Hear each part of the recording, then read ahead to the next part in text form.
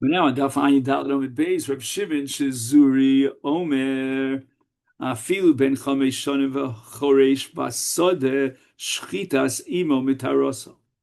So we're not exactly sure at this point what Reb Shimon Shizuri is coming to add to the Chachamim, but he says that the ben Pekua doesn't require shchita at all. It could be 5 years old, and we're using it to plow a field. It's a regular, bull, but it doesn't require shechita. Basically, you can kill it and eat its flesh. Then the Mishnah says, "Kro matzah ba ben tishachai." Let's say he didn't shech the mother. He tore open the mother's womb, found inside the womb a 9-month fetus. Ton shechita. Lefishlo nishchata imo. Right, the ben pekua now didn't have the shechita, the benefit of shechita of its mother, and therefore it requires its own shechita. Okay, now let's get back to the Chachamim. So the Chachamim hold that if you have a 9-month fetus and it's alive, then the shechita of the mother is effective for the fetus. Amar Rab Lazar, Amar Rab Hoshaya, lo hilchu bo ela al iske shechita bilvad. Don't think that this 9-month-old fetus, according to Chachamim, is considered, like it's not subject to all the different isurim that apply to an animal. Again, the shechita is fine, and that's as far as the shechita is concerned, but don't go beyond that. So the Gemara says, "Lamute mai." Why would I go beyond it? And I need Rabbi Lazar to exclude that. Limute chelbo v'gido. You might have thought that although the chelef and the gid hanosh of any animal is prohibited, but maybe in the case of a ben pekua, the thought might occur to me or cross my mind that just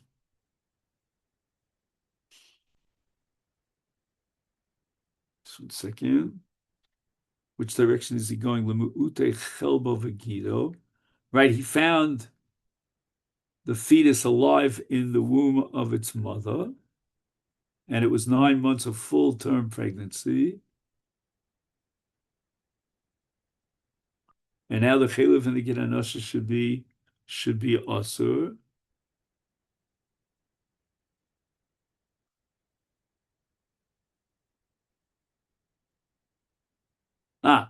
And now Rav Oshia is saying that even according to Chachamim, the chelbo and the gido are not prohibited. So the Gemara says, what are you talking about? Chelbo demai. Ilem chelbo de shlil. If it's the chelev of the fetus,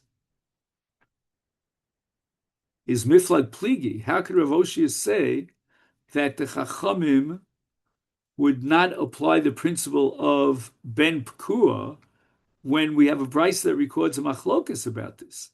Gid hanosha, according to Rabbi Meir, noheg b'shlil. Right, so you extract the fetus from its mother after the shechita of the mother, and according to Rabbi Meir, but only according to Rabbi Meir, all the isurim that normally apply to an animal, like for example, gid hanosha or chelbo asur, divrei Rabbi Meir. But don't tell me that the Chachamim would also agree to that. Rav Oshia doesn't make any sense because the brayso says Rav Yehuda Omer. Rav Yehuda is representing the Chachamim here. Eino noeg b'shlil. There's no isur of gid hanosha in the fetus. Chelbo mutter, and the chelev is permissible.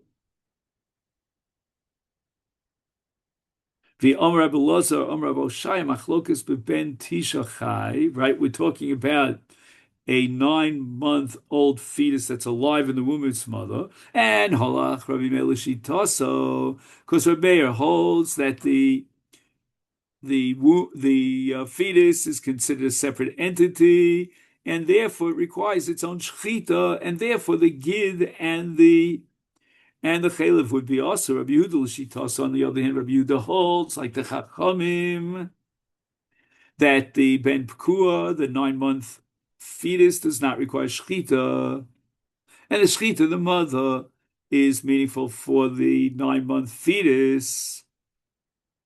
And therefore, Rabbi Yehuda holds that just like the prohibitions of nevela, or whatever Isur would apply to the meat of the fetus, which is now born as an animal, so all those Isurim are removed because of Shechita, including Gid Anosh and Chelev. And therefore, Rabbi Yehuda holds that Eino Noig B'Shlil V'Chelbo Mutter. So how could Rav Oshia say that the Chachamim agree that the Chelev and the Gid Anosh of this 9-year-old fetus are prohibited? Ella, therefore, we have to reinterpret Rav Oshia Chelbo de Gid, that Rav Oshia is talking about not the chelev of the animal, but the chelev of the gid, which is on top of the gid and below the gid, there's chelev. And according to Rav Oshia, everybody agrees that this chelev hagid is mutter. Gemara says that's not possible. Miflag polit. We have a brisa that records a machlokas about the chelev of the gid anoshim. And the first shita in the brisa is Rabbi Meir, Gid Anoshe, Mechatet Achra B'chol Mokom Shehu.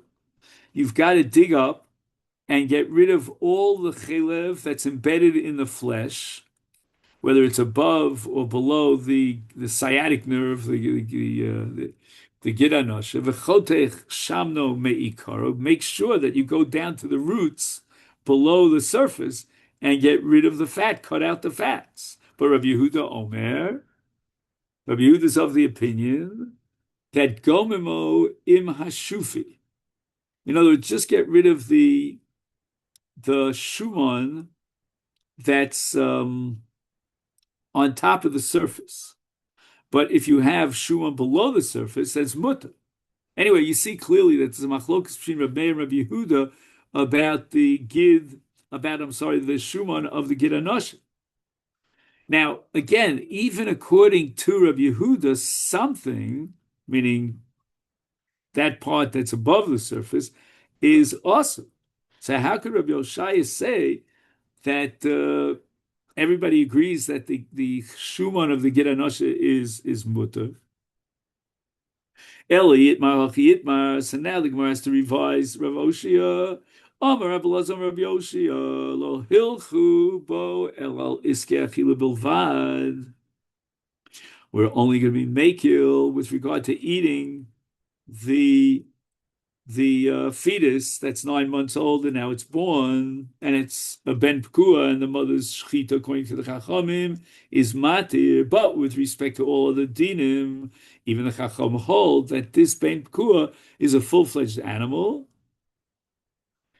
But what is that coming to exclude? After all, we just finished saying that as far as the chelev and the gid, and even the gid of even the chelev of the gid is a machlokas between Rabbi Yehuda and Chachamim. There are 2 isurim that apply to an animal. One is bestiality, and the other is plowing with it and another species, which is a kind of kilayim. Regard to all these prohibitions, the 9-month-old fetus is considered like an ordinary animal. And now we're ready for the machlokas between Rabbi Reish Lakish and Rabbi Yochanan. Omer Reb Shimon ben Lakish, l'divrei amatir b'chelbo matir b'domo. If you hold in the case of a 9-month fetus, like Rabbi Yehuda, who holds that the chelev is mutter, then the dam itself is also mutter. However, l'divrei, according to Rabbi Meir, who holds oser b'chelbo, he says that the chelev of a 9-month fetus is oser b'domo, then the blood of the 9-month-old fetus is oser. That's all according to Rabbi Shimon ben Lakish. For Rabbi Yochanan, Rabbi Yochanan disagrees, and he holds afle divrei amatir b'chelbo oser b'domo, even according to Chachamim, who say that you're allowed to eat the chelev, but the dam for sure is prohibited. Now, just by way of introduction, there are 2 types of blood in an animal, 2 different categories. There's dam ha-nefesh, which is the first spurt of blood when the nefesh, the soul, so to speak, the living force of the animal depends upon that blood. And then there's some blood that comes out later, which is called dam tamtzis. And the Torah says that you get kares for eating dam. And the question is, what kind of dam are we dealing with? Certainly we're talking about dam ha-nefesh. Dam hanefesh is definitely subject to an isakaris. But the issue is going to be, what about a dam hatamtzis? So that will clarify Mitzvah Hashem with Reb Zera as we go through the sugya. Esvei, Rabbi Yochanan, L'Reish Lakish. Rabbi Yochanan is going to object to Reish Lakish from our Mishnah, right? Our Mishnah says that if you find an 8th-month fetus inside the animal that you slaughtered, and it doesn't matter whether it's dead or alive, or if you find a 9-month fetus that's dead, koro umotzi is domo. It says that you have to extract the blood. So we see that the blood of an 8th-month fetus, and according to everybody in the case of an 8th-month fetus, there's no isa chelev, because it's not an animal, it's a nefel, and it's prohibited. But even though we permit the chelev, nevertheless the Mishnah says motzi is damo, the dam is awesome. According to Reish Lakish, the dam should be mutter. Because ipso facto, according to Reish Lakish, once the chelev is mutter, then the dam is mutter. Rab Zera Lomar, that's not what Reish Lakish meant to say. He never meant to say that the dam of this fetus is a 9-month-old fetus is mutter, but rather she'ein on shkares, that it has a second status, a secondary status. It's like the dam tamtzis. So it's definitely aser b'achila, and nobody would disagree with that. But we drop it one level, and there's no chiyuv kares. Leman ka'amar, according to whose shita is Reish Lakish going, he's going according to Rabbi Yehuda. I don't get it. Lo yehei el dam tamtzis. Rabbi Yehuda happens to be of the opinion that you get kares not only for dam nefesh, but even for dam tamtzis. The sign we went to the brisa, dam tamtzis, according to the Tanakama of this brisa, is Bazhar, it's only a law, but you don't get malchus. Rabbi Yehuda disagrees, and he says, be kares, that even that blood that comes later, the damatamtzis, the draining blood, that's also subject to an isukares. So since consumption of that dam carries with it an isukares, then he should also say, with regard to the blood of a full-term fetus, that it should have an isukares, even if you equate that dam with dam tamtzis, because we're going according to Rabbi Yehuda. I think where it says Tigum Rabbi Yosef and he's holding something on the Mekami Darav Papa. Islay the Rabbi Yehuda dam v'chol dam. In other words, it's a separate ribui from kol dam that comes to include a chiyuv kares on any blood, and any blood means any blood that drains, even if it's dam tamtzis. So the blood of dam tamtzis, through the word kol, is being compared and upgraded to the status of the dam hanefesh. Kol heichedim chayev adam benefesh. If you're chayev for consuming chayev kares for consuming the lifeblood, like any other animal, mechayev adam tamtzis. But when we get to the case of a fetus, kol heiched lo mechayev adam nefesh, there's no chayev kares for the dam nefesh, because we said we downgraded to a lower level. Is lo mechayev adam tamtzis. Iboilu, this is a fascinating sugya. Ma'u liftos ben kua. Right, there's a halacha of pigeon peter chamor. Right, the firstborn of a donkey requires redeeming. I don't know if you've ever seen it. It's rare, but they do it. Anyway, so it says that now you have a ben pekua. The Torah says that you should be podeh a firstborn donkey with a seh. And the question is, what's the status of ben pekua? Rabbi Meir, certainly, by requiring shchita in a ben pekua, it means that it's a regular, full-fledged set, and therefore it's subject to pigeon. Kiti our suffix is Rabbanon the Amri shchitas imo, that the shchita of the mother is meaningful for the ben pekua, and therefore the ben pekua doesn't require shchita. If it doesn't require shchita, then it's not similar to a set. Kevan, shall we say, the Amre Shchitas Imataroso is therefore Kibisra B'dikulahu. Right? This is not a ser that requires Shchita. This is a piece of meat. And a piece of meat cannot be used for the redemption of a Peter Chamor. Oh, Dilma, should we say, came into Roy Fiyasil, right? The Ben Ku is alive on four legs, and it's running here, running there, is Seh Karina Bey. In other words, instead of looking at it in terms of whether it requires Shechita or not, let's look at it as to whether it's a viable being, and therefore it's a Seh. And the Gemara says, on this we have Machlok Shimar Zutra, the Amarein Podim, and Rabbi Ashi, the Amar Podim. So now Rav Ashi attacks Bar Zutra, and he says, why, my daitcha, why do you assume that the ben pkua could not be used as a set? It must be the Gamarta says semi psachim. Right? In the case of a korban pesach, the Torah says seh, a korban pesach is a seh, and we have a gzeres shava between the seh of pigeon petach hamor and the seh of a korban pesach. And in the case of korban pesach, the Torah says that if a seh was extracted surgically, like what's it called, a cesarean, and it was not born naturally, then it's disqualified for any korban, including korban pesach.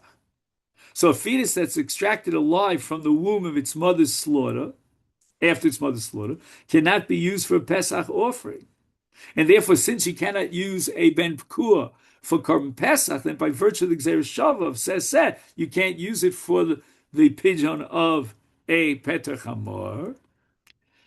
What are you talking about? Says Rav Ashi to Marzuch.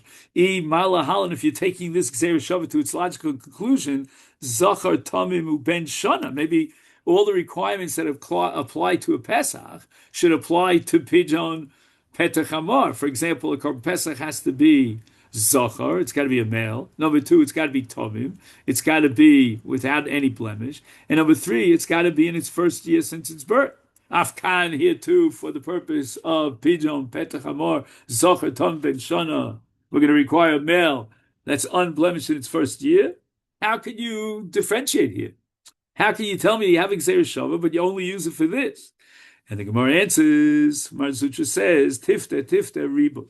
We have both a miut and we have a ribu. And tifta is a ribu to include something that wouldn't be able to be used for a korban pesach, and yet it could be used for a pigeon petach hamor.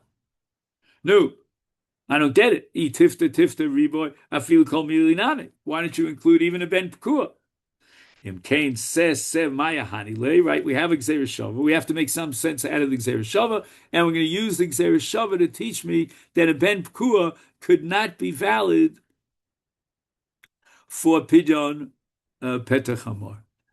Iboilahu. Okay, this Iboilahu already takes us into the world of Tuma V'Tara, and I'm looking at my watch and it says it's 1:00. So I think we'll have to leave this for tomorrow. In Mirz Hashem, same time, same station. Okay then, so I'm assuming Usher's here, and welcome back.